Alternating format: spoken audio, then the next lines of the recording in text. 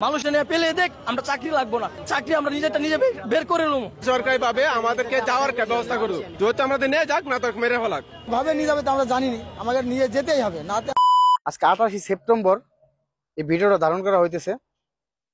গত বছরের কলিং এ যে লোকগুলা আটকে গেছিল, মানুষ আসতে পারে নাই, সেই লোকগুলা কারণ বাজারে বিক্ষোভ করতেছে মানুষের ঢোকার জন্য। সরকারের পক্ষ থেকে একটা নির্ধারিত টাকা নির্ধারণ করা হয়েছে 1,62,000 টাকা। সেই দাবিতে এই লোকগুলা কারণ বাজারে বিক্ষোভ করতেছে, এই দাবি তারা মানে না। কিন্তু তারা বুঝতেছে না যে কলিং এ না এসে আপনাদের জীবনটা বেঁচে গেছে।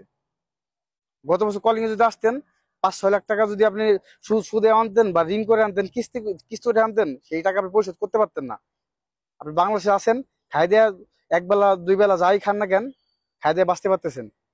আর মালয়েশিয়া এসে যদি আপনি ঘরে বসে থাকতেন, কাজ না পাইতেন, প্রতারণার ফাঁদে পড়ে গেতেন, তখন আপনার কি অবস্থা হতো? আপনি তো না খেয়ে মরতেনই, আপনার ফ্যামিলি না খেয়ে মরতো আপনার শোকে।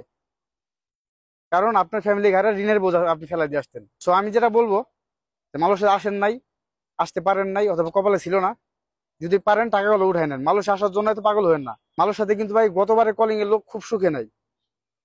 খোঁজ খবর নিয়ে দেখেন কয়টা লোক ভালো আছে। 100 লোকের মধ্যে হয়তো 20 থেকে 30% লোক ভালো আছে, 70 থেকে 80% লোকই খারাপ আছে। যদি আসতে হয় ধৈর্য ধরেন, বুঝে শুনে আসেন। এত পাগল হয়ে উত্তেজনা হয়ে মিটিং মিছিল করে লাভ নাই ভাই, মালয়েশিয়াতে এসে কিছু করতে পারবেন না। এখনো হাজার হাজার লোক বেকার রয়েছে। তো এতটুকু বলা ছিল। ভালো থাকবেন, আল্লাহ হাফেজ।